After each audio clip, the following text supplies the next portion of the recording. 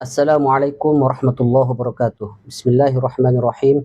Alhamdulillah wassalatu wassalamu ala Rasulillah wa ala alihi wa sahbihi wa mawala amma ba'du. Kita lanjutkan kajian kita kitab Al-Arba'in An-Nawawiyah. Kesempatan kali ini kita memasuki Al-Hadisus Sabi'u, hadis yang ketujuh. An Abi Ruqayyah Tamim bin Aus Ad-Dari radhiyallahu anhu anna an-nabiy sallallahu alaihi wasallam qala ad-dinu an-nasihatu. Qulna liman ya Rasulullah? Qala lillahi wa li kitabihi wa li rasulihi wa li a'immatil muslimina wa 'ammatihim. Rawahu Muslimun. Jadi di hadis yang ketujuh ini diriwayatkan dari Abi Ruqayyah Tamim bin Aus Ad-Dari radhiyallahu anhu. Seperti biasa kita sebelum melanjutkan kita mengenal sedikit lebih dekat dengan perawi hadis, di mana hadis ketujuh ini diriwayatkan oleh Abi Ruqayyah. Ya, bapaknya Ruqayyah, julukan dari sahabat yang bernama Tamim bin Aus Ad-Dari radhiyallahu anhu. Beliau Tamim Ad-Dari ini dulunya adalah beragama Nasrani. Ini datang masuk Islam menemui Rasulullah SAW di Madinah, dan pertama kali datang masuk Islam itu beliaulah yang membawa lampu sumbu pertama kali digantung di Masjid Nabawi. Ya. Jadi beliau yang membawa pertama kali lampu sumbu. Jadi lampu minyak yang pakai sumbu itu, ya beliau yang membawa pertama kali ke Madinah, digantung di Masjid Nabawi. Sebelumnya mungkin belum ada lampu seperti itu, lampu minyak yang pakai sumbu. Dan beliau dikenal sebagai perawi tentang hadis Dajjal. Jadi ketika awal mula beliau menemui Rasulullah SAW, menceritakan pengalaman saat masih Nasrani, saat masih beragama Nasrani sebelum datang ke Madinah. Beliau pernah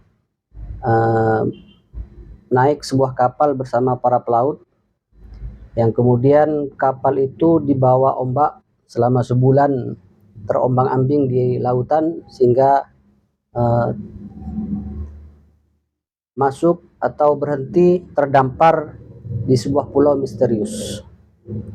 Jadi cerita ini diceritakan oleh Rasulullah SAW, dan Rasulullah menceritakan kepada para sahabat. Jadi yang menceritakan cerita ini adalah dari Rasulullah SAW, yang dapat cerita dari Tamim Ad-Dari. Lanjut cerita, ketika terdampar di pulau tersebut, kata Tamim Ad-Dari, berdasarkan cerita Rasulullah SAW, dia mendapati suatu makhluk yang aneh, di binatang besar yang bulunya banyak. Jadi nggak tahu mana yang muka, mana yang pantat tuh nggak tahu, nggak kelihatan karena saking begitu banyaknya bulunya. Jadi makhluk besar ini bisa ngomong, yang bisa dipahami manusia. Makhluk misterius, makhluk aneh, yang bilang, kalian siapa? Jadi kata rombongan Tamim ini, kami dari negeri Arab, terombang-ambing dan hingga terdampar di pulau ini, kami nggak tahu pulau apa namanya. Lalu binatang yang aneh tadi itu berkata, saya adalah jassasah.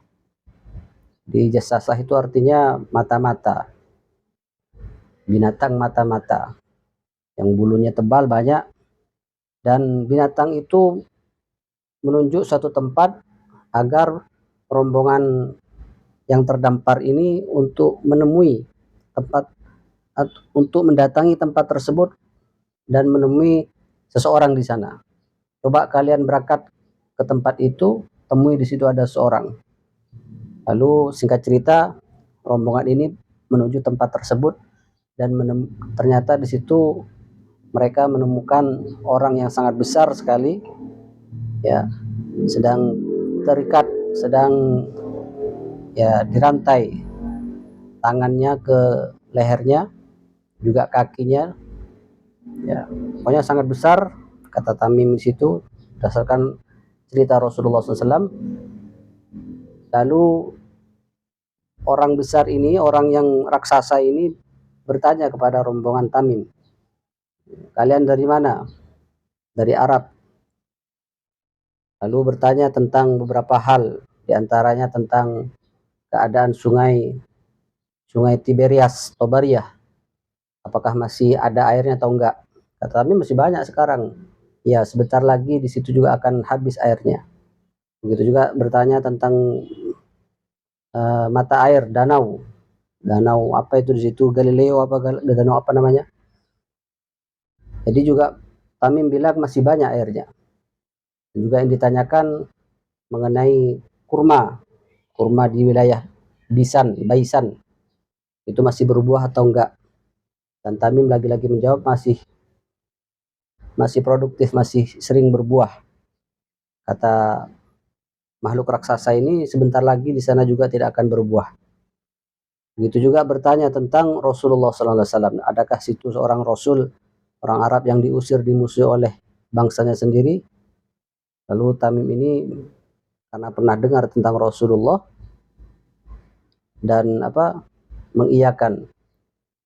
Kata makhluk raksasa ini, berarti waktu keluar saya sebentar lagi.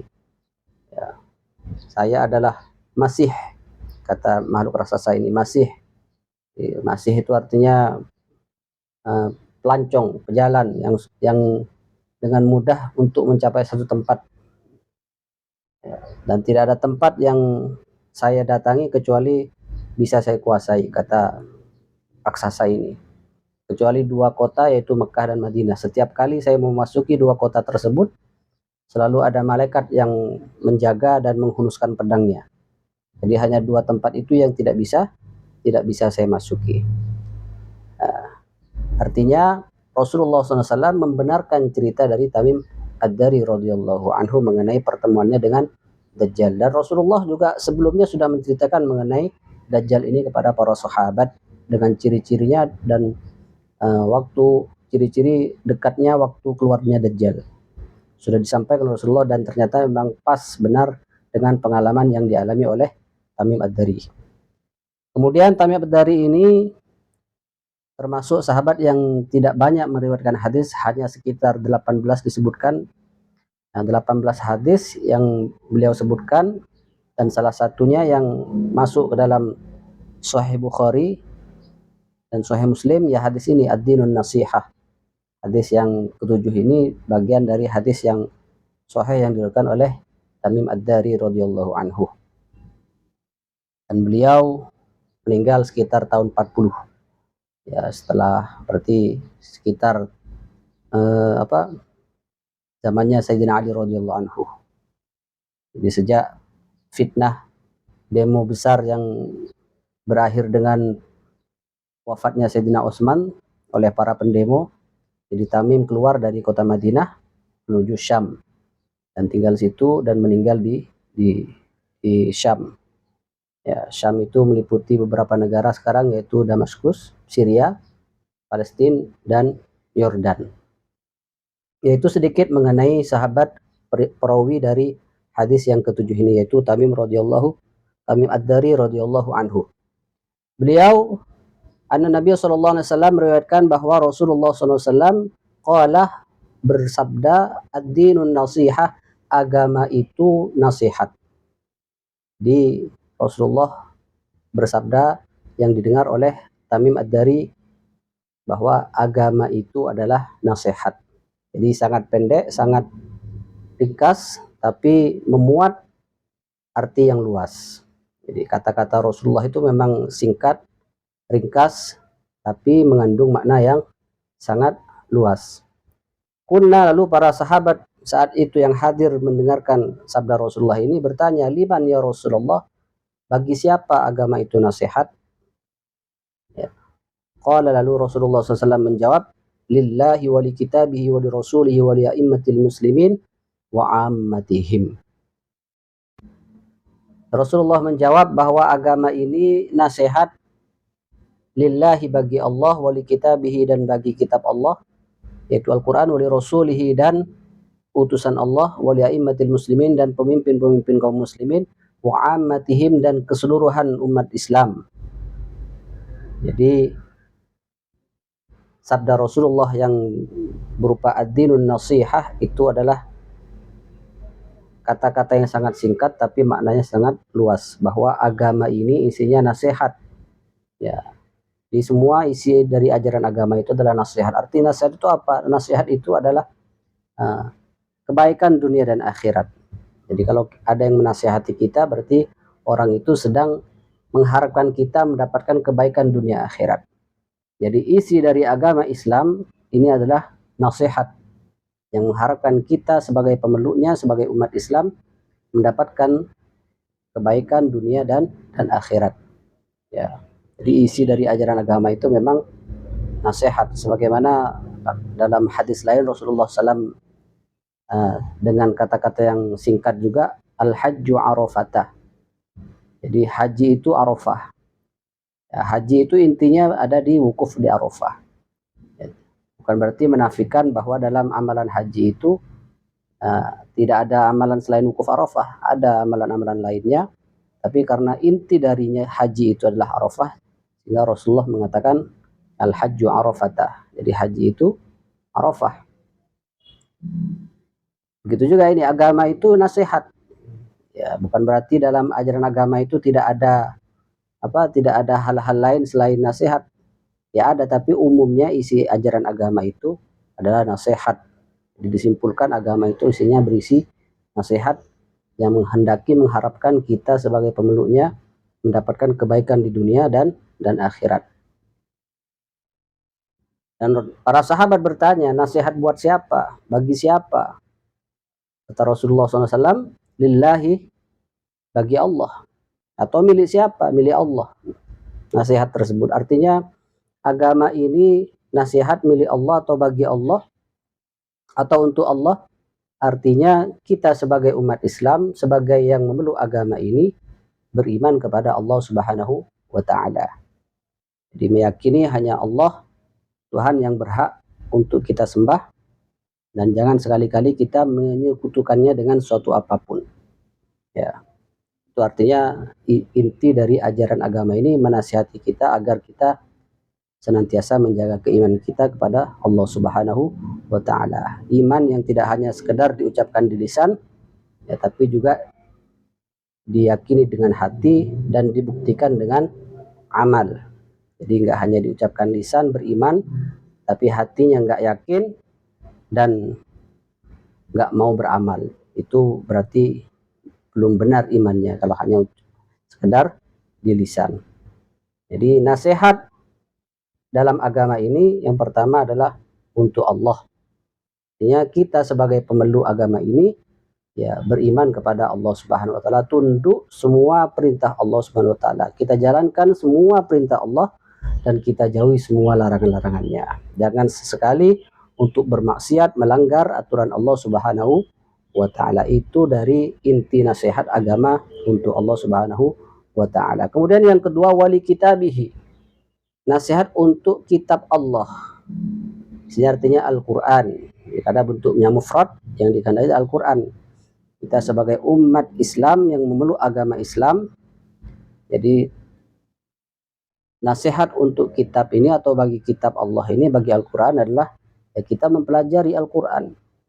Ya, kita perbaiki bacaannya, kita bisa membacanya dengan benar, dengan bacaan yang baik dan benar. Ya, sesuai ilmu tajwidnya, makharijul hurufnya dibenerin. Ya, itu artinya nasihat kita ambil dari agama ini untuk memperbaiki bacaan kita, memperbaiki bacaan Al-Quran kita. Setelah itu baru kita mencoba menghafalkannya, lalu kemudian kita perlahan ya sedikit demi sedikit kita memahami artinya, mengamalkan isinya. Itu arti dari nasihat untuk kitab Allah, untuk Al-Quran. Bagi kita adalah menjaga dan sering-sering berinteraksi dengan Al-Quran, ya, memahami isi kandungannya, karena disitulah sumber dari agama kita. Kita tahu agama ini sumbernya dari mana ya? Dari Al-Quran. Karena disitulah ajaran-ajaran agama kita dijelaskan atau disebutkan di dalam Al-Quran. Jadi kita perbaiki bacaan kita, tilawah kita, baru kita masuk ke tahfidz, masuk ke sedikit-sedikit menghafalkan, ya. Lalu kemudian kita berusaha untuk memahami dan kita mengamalkannya. Jadi tidak hanya sekedar berhenti di membaca, tidak hanya sekedar berhenti dihafal, tapi juga difahami dan diamalkan. Itu artinya nasihat kebaikan dunia akhirat kita yang mengenai Al-Quran. Kemudian yang ketiga, wali rasulihi, nasihat agama ini nasihat untuk Rasul Allah, yaitu untuk Rasulullah SAW. Ya, kita sebagai umat Islam, ya, nasihat untuk mengikuti Rasulullah SAW, untuk mengikuti sunnah-sunnah Rasulullah SAW, menghidupkan sunnah-sunnah Rasulullah SAW di kehidupan kita sehari-hari 24 jam. Karena tidak ada satu perilaku, satu ucapan dari Rasulullah yang muncul dari diri Rasulullah itu kecuali dari tuntunan wahyu. Wa ma yantiqu 'anil hawa in huwa illa wahyu yuha. Jadi semua yang bersumber, yang muncul dari diri Rasulullah SAW, dari kehidupan Rasulullah SAW, itu berdasarkan bimbingan wahyu dari Allah Subhanahu Wa Taala, berdasarkan bimbingan Allah Subhanahu Wa Taala. Sehingga gaya hidup, pola hidup, cara hidup yang paling benar, ya cara hidup Rasulullah SAW. Kita sebagai umatnya mengikuti cara hidup Rasulullah SAW. Sehingga para ulama mengatakan bahwa mengikuti Rasulullah SAW itu dalam 3 hal. Ya, yang pertama surah, ya kita berpenampilan sebisa mungkin, sunnah penampilan kita adalah sebagaimana penampilan Rasulullah SAW. Ya, Rasulullah bagaimana penampilannya, cara duduk Rasulullah, ya penampilan cara duduknya seperti itu, penampilan bagaimana senyumnya Rasulullah, ya penampilan wajahnya, penampilan bajunya, baju kesukaan Rasulullah seperti apa, warnanya yang disukai dari Rasulullah. Itu artinya surah, mengikuti Rasulullah dari segi penampilannya. Kemudian sirah, dari segi perjalanan hidupnya, jadi cara hidupnya. Jadi bagaimana Rasulullah SAW makan, bagaimana Rasulullah SAW tidur, bagaimana Rasulullah SAW istinja, bagaimana Rasulullah SAW bersuci, bagaimana Rasulullah SAW sholat, ya sallu kama ra'aitumuni usolli, kata Rasulullah, sholatlah sebagaimana kalian melihat aku sholat. Ya, itu artinya nasihat kita untuk Rasulullah, artinya kita mengikuti Rasulullah dari segala hal, ya cara hidup kita, penampilan kita tadi surah, yang kemudian yang kedua sirah, yaitu cara hidup kita, bagaimana perjalanan hidup kita, gaya hidup kita juga ikut Rasulullah SAW. Bagaimana Rasulullah puasa, bagaimana Rasulullah bermuasyarah dengan keluarganya, memperlakukan istrinya, memperlakukan keluarganya, bagaimana Rasulullah memperlakukan anak-anak, bagaimana Rasulullah menghormati tamunya, itu semua kita ikutin. Jadi nggak separuh-separuh. Kalau belum bisa mengikuti, bukan berarti itu bukan sunnah. Jadi kadang kita mengingkari bahwa itu sunnah Rasulullah karena nggak sesuai dengan selera kita. Ya kita tinggal bilang aja, belum bisa mengikuti sunnah yang itu. Selesai. Jadi nggak perlu ngeles, nggak perlu apa. Misalnya Rasulullah melalui sunnah qauliyahnya mengatakan pelihara jenggot. Ya kalau kita nggak sesuai dengan selera itu, ya kita katakan bahwa kita nggak bisa atau belum bisa melakukan sunnah itu. Ya, bukan berarti hal itu bukan sunnah, bukan berarti hal itu tidak termasuk sunnah. Ya, jadi kita kadang yang dianggap sunnah itu hanya yang sesuai dengan selera.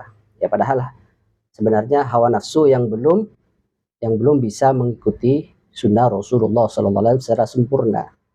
Ya, kita mengakui diri saja, mengaku saja lebih baik daripada ngeles, istilahnya lebih baik daripada membela diri. Ya. Setelah surah dan sirah, yang ketiga yang perlu kita ikuti dari Rasulullah SAW adalah sarirah, yaitu apa yang difikirkan oleh Rasulullah SAW, apa yang dirisaukan oleh Rasulullah SAW. Jadi yang dirisaukan oleh Rasulullah SAW, yang selalu difikirkan oleh Rasulullah SAW itu bukan keluarganya, bukan para sahabatnya, tapi yang difikirkan oleh Rasulullah adalah umatnya. Ya, bahkan karena begitu besarnya perhatian Rasulullah SAW terhadap umatnya, hingga detik-detik menjelang wafatnya Rasulullah SAW masih mengkhawatirkan dengan ucapan beliau, ummati ummati, umatku umatku. Ya. Bahkan pernah suatu ketika Siti Aisyah radhiyallahu anha ketika minta doa kepada Rasulullah, lalu Rasulullah doakan dengan doa Allahumma ufir li Aisyah ma taqaddama min dambiha ya, wa ma ta'akhkhara, ma a'lanat wa ma asarrat. Jadi ketika mendengar doa Rasulullah tersebut, Siti Aisyah girang. Jadi Siti Aisyah, Ibunda Aisyah bahagia. Jadi isi doa Rasulullah itu, ya Allah ampuni dosa Aisyah yang sudah dilakukan ataupun yang belum dilakukan, yang dilakukan sembunyi-sembunyi ataupun yang dilakukan secara terang-terangan. Jadi ketika mendengar doa seperti itu, Siti Aisyah sangat bahagia. Dan Rasulullah melanjutkan ucapannya dengan apa? Wallahi innaha la du'ai li ummati fi kulli shalah. Demi Allah Aisyah, itu adalah doaku juga yang sering aku panjatkan fi kulli shalah, setiap selesai salat. Jadi aku juga mendoakan umatku untuk senantiasa diampuni oleh Allah Subhanahu wa taala. Ya. Jadi begitu besar perhatian Rasulullah SAW. Bahkan Rasulullah itu sangat merasa berat hati jika umatnya ini merasa berat, merasa terbebani. Itulah yang dimaksud azizun alaihi ma'anittum. Jadi beliau merasa aziz, merasa sangat berat. Jadi harisun alaikum, sangat sangat perhatian. Nah, itu adalah sarirah yang difikirkan, yang dirisaukan ya, adalah tentang umatnya. Begitu juga kita mengikuti apa yang difikirkan oleh Rasulullah, apa yang dirisaukan oleh Rasulullah. Jangan sampai dari umat Rasulullah, saudara-saudara kita sama muslim ini ya, yang tidak kita doakan ya. Kita bantu ketika mereka membutuhkan, kita risau dengan kehidupan mereka juga. Risau artinya dalam segi keselamatan dunia akhiratnya. Ya, artinya sama-sama punya kerisauan dengan kerisauan yang sama dengan Rasulullah SAW. Itu artinya sarirah. Jadi mengikuti sariratul Rasul, mengikuti apa yang difikirkan oleh Rasulullah, apa yang dirisaukan oleh Rasulullah. Karena tugas sebagai Rasul, sebagai Nabi itu kan sudah nggak ada Nabi dan Rasul lagi setelah Rasulullah.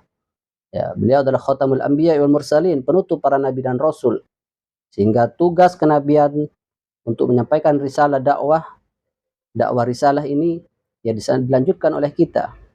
Sehingga kita ya terpilih sebagai umat terbaik itu kuntum khairu ummatin ukhrijat lin-nasi ta'muruna bil ma'ruf wa tanhauna 'anil munkar. Karena kita diberikan tugas ya sebagaimana tugas para anbiya, yaitu ta'muruna bil ma'ruf, mengajak orang atau memerintahkan sesama dengan hal-hal yang baik. Jadi tidak menjadi baik sendirian, tapi mengajak yang lain untuk juga menjadi baik. Wa tanhauna 'anil munkar, dan mencegah dari kemungkaran. Artinya punya kerisauan tentang keselamatan dunia dan akhirat.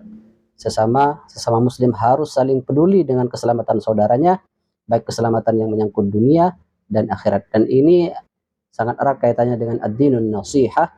Jadi agama itu adalah nasihat, mengharapkan kebaikan dunia dan akhirat untuk kita semua.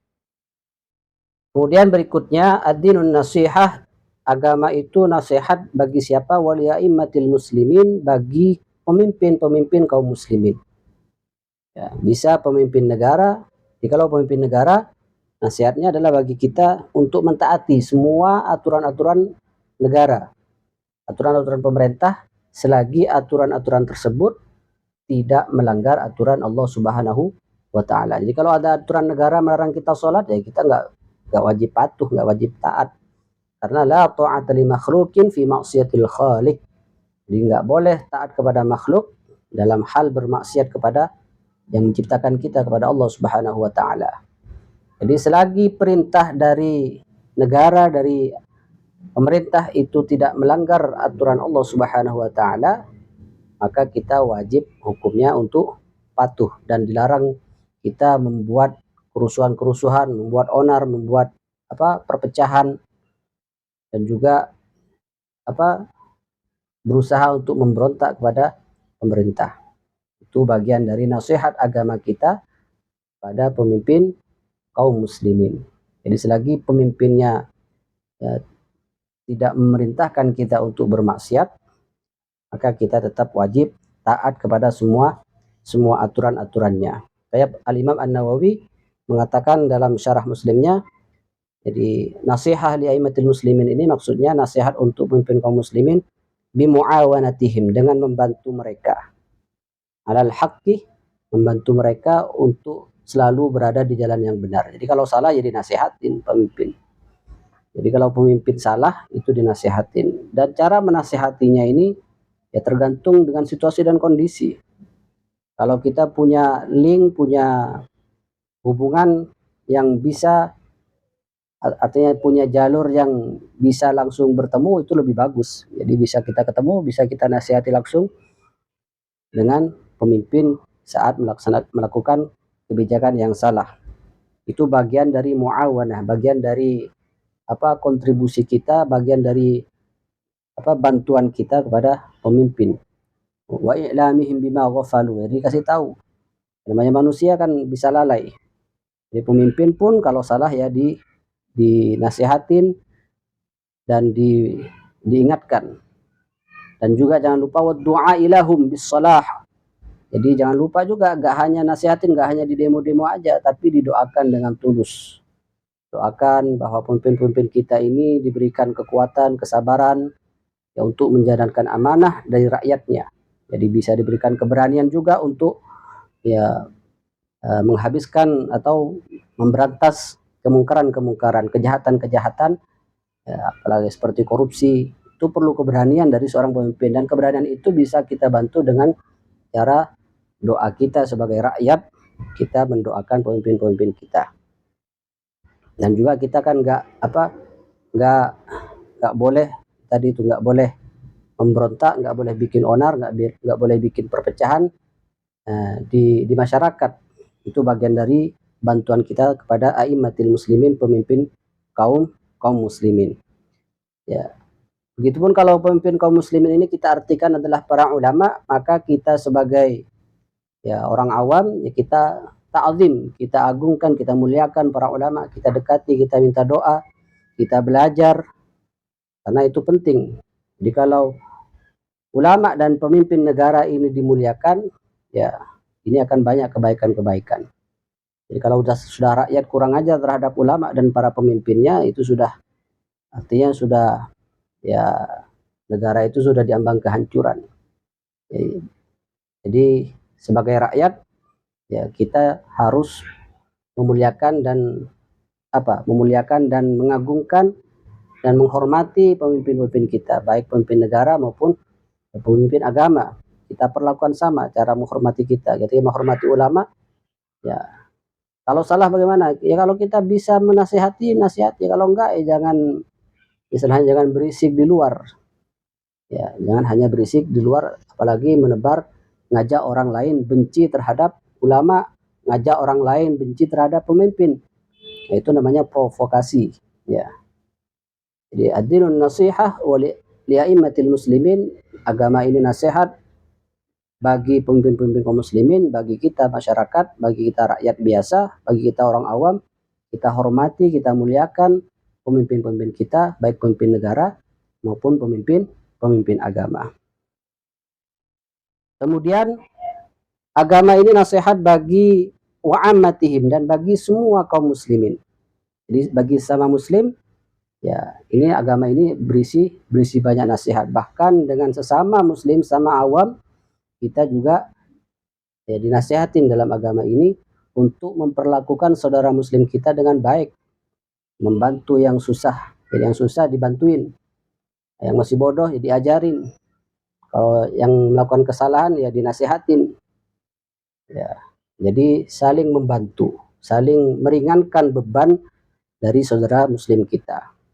Itu artinya nasihah wa ammatihim. Jadi nasihah li ammatihim, nasihat untuk semua kaum muslimin, semua orang-orang awamnya, semuanya itu nasihat. Kita dinasihati untuk memperlakukan mereka dengan baik. Perlakukan mereka sebagaimana kita ingin diperlakukan. Dan ini prakteknya, pada prakteknya ini sangat berat sekali. Jadi perlakukan mereka, kata para ulama, perlakukan sesama muslim sebagaimana kita ingin diperlakukan. Di saat kita bermuamalah dengan mereka, bagaimana kita muamalah dengan mereka, ya perlakukan muamalah kita sebagaimana kita ingin diperlakukan. Kalau kita menjual barang, ya kasih harga yang sepantasnya, yang sewajarnya. Ya, meskipun mereka ridho. Jadi meskipun mereka ridho, ya kalau kita di posisi mereka, apakah juga ridho?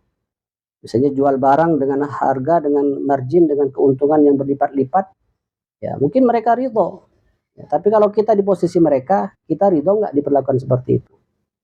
Jadi ukurannya bukan hanya sekedar ridho dalam bermuamalah, tapi adalah di sini adalah al-ihsan, adalah perlakuan baik sebagaimana kita ingin diperlakukan.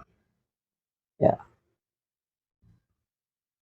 Dan juga ketika kita melihat saudara sama muslim kita sedang melakukan kesalahan, kita nasihatin dengan hikmah, dengan penuh kasih sayang, dengan mahabbah. Jadi jangan langsung, oh kamu ini salah, kamu ini gimana, dan jangan malah dikerdilkan, bukan malah dilecehkan, ya, tapi diajarin, dinasihatin dengan baik.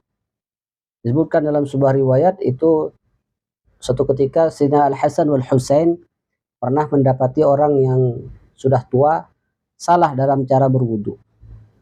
Jadi kata salah satu Sayyidina Hasan wal Husain ini, gimana kita cara untuk menasehatinya?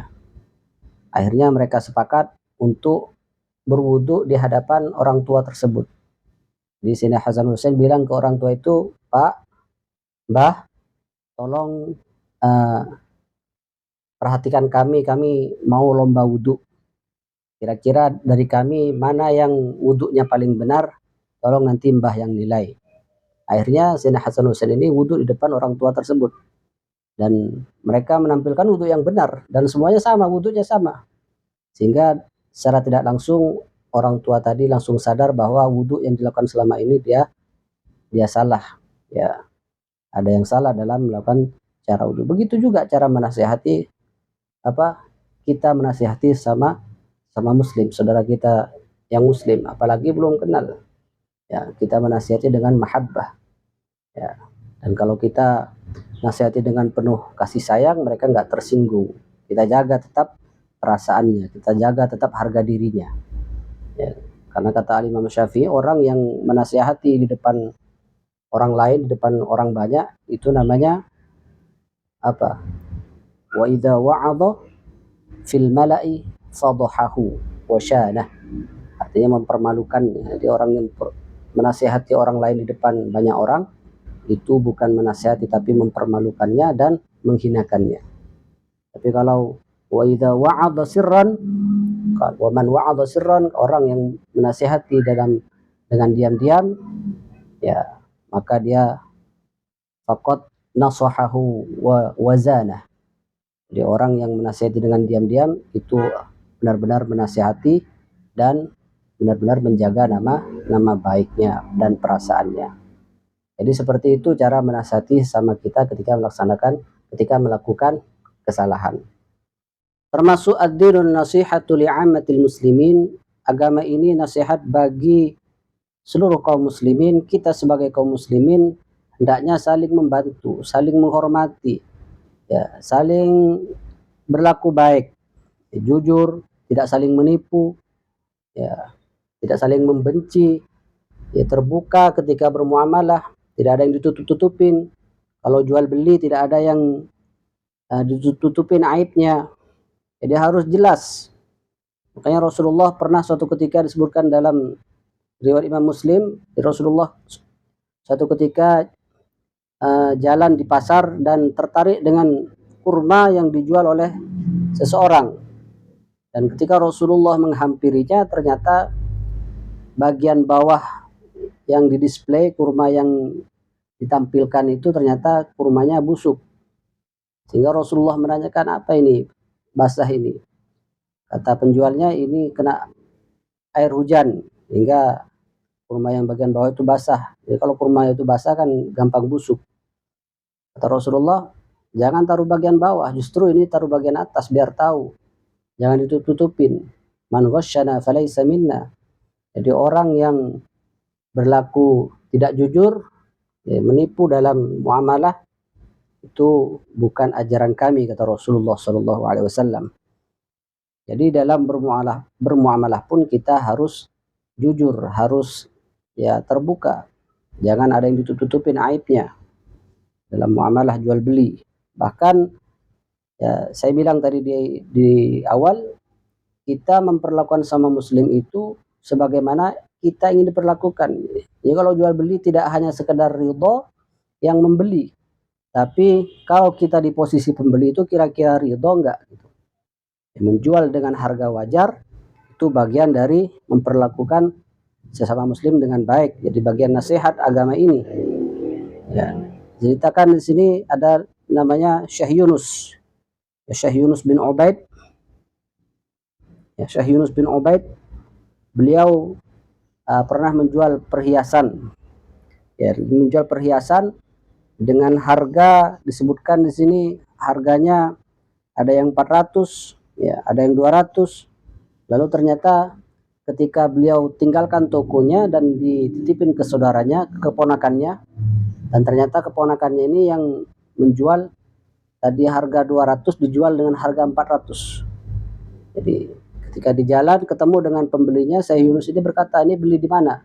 Beli toko ini, di toko si Fulan. Nah, dengan harga berapa? Dengan harga 400. Nah, Syekh Yunus tahu bahwa barang itu adalah harga 200. Artinya keponakannya tadi itu menjual dengan 2 kali lipat harga yang tidak wajar.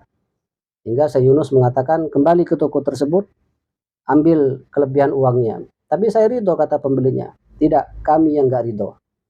Jadi seperti itu, selevel itu cara memperlakukan sama muslim. Jadi kamu ambil kembaliannya atau ambil satu lagi yang harga 200. Kalau enggak, udah dibatalkan aja jual belinya. Kamu ambil uangnya, kembalikan perhiasan itu.